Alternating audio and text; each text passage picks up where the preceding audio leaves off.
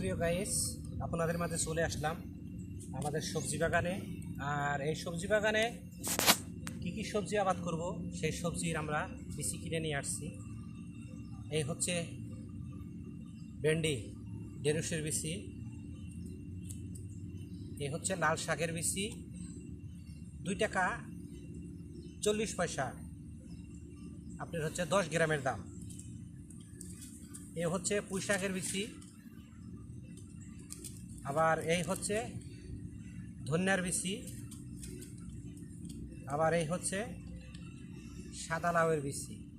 তো আজকে আমরা এখানে এই জায়গায় আমরা মনে করেন যে সবজির আবাদ করবো, ঠিক আছে। যে সবজি বুনবো অবশ্যই আপনাদেরকে দেখাইবো কীভাবে সবজি বুনতে হয়। এই জায়গাটা মনে করেন যে অনেক কষ্ট করে আমরা 2 বন্ধু মিলে কোবাইছি। আজকে বিচি কিনে নিয়ে আসছি। আজকে এই বিচিগুলা, ঠিক আছে, রোপণ করব। যে আমার বন্ধুরেও আপনারা দেখেন, আবার বলবেন যে শুধু আপনাকে দেখি, আপনার বন্ধুকে দেখি না। আমার বন্ধুরেও দেখাচ্ছি। আমার বন্ধুর সাথেও কিছু প্রশ্ন করবো বন্ধুরে, যে আসলে কৃষি কাজ করার ভিতরে কতটুকু উৎসাহ, কতটুকু ভালো লাগে, আমি তাকেও দেখাইবো আপনাদেরকে। শামীম ভাই, তো ভাই এই দূরপ্রবাসের মাটিতে আইসা সবজির আবাদ করার জন্য রেডি হয়েছেন, প্রস্তুত নিছেন। আসলে কৃষকের কাজ কতটুকু সহজ আর কতটুকু কঠিন একটুকা বিশ্লেষণ করলে ভালো হইতো, মানুষকে একটুকা বললে ভালো হইতো যে সবজি খাইতে চাইলে কতটুকু পরিশ্রম করতে হয়, এই জায়গা আনিতে কতটুকু সময় গেছে, একটুকা যদি বলতেন। এই জায়গায় প্রথমে বলতে হয় সেটা হলো তো সবজি বলতে তেমন কোনো পরিশ্রম নাই। সবচেয়ে বড় বিষয় হলো যে ভালো জিনিস খাওয়ার মন মানসিকতা থাকতে পারে। নিজের হাতের জিনিসের খাওয়ার যে একটা স্বাদ, সেই স্বাদটা সবাই বুঝে না। যারা সারা জীবন খায় আসছে তারাই শুধু বুঝে।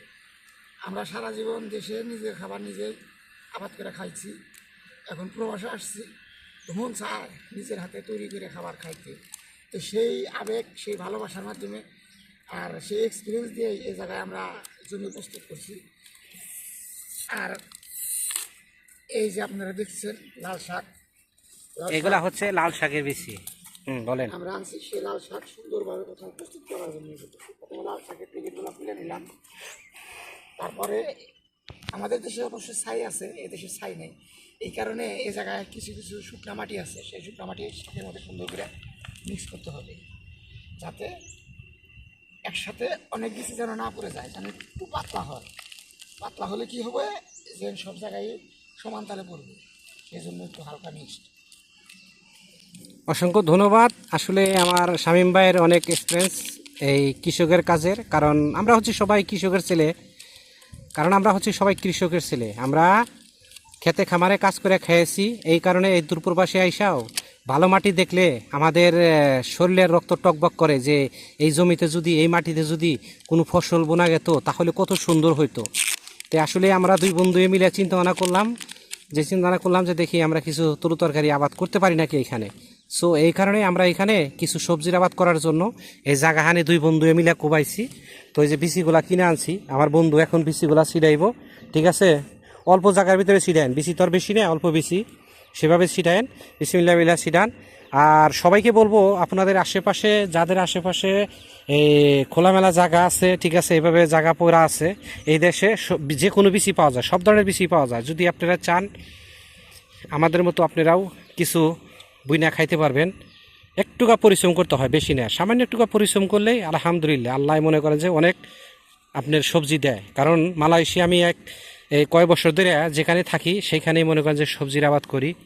তো এখানে আসছি নতুনে, এখানে সবজির আবাদ করতেছি, তো আমাদের জন্য দোয়া করবেন। আর সবাইকে বলবো আমার ইউটিউব চ্যানেলটা সাবস্ক্রাইব করবেন, SR প্রবাসী 24 লিখলেই চলে আসবে। অবশ্যই সবাই সাবস্ক্রাইব করবেন, লাইক কমেন্ট শেয়ার দেওয়ার সাথে থাকবেন।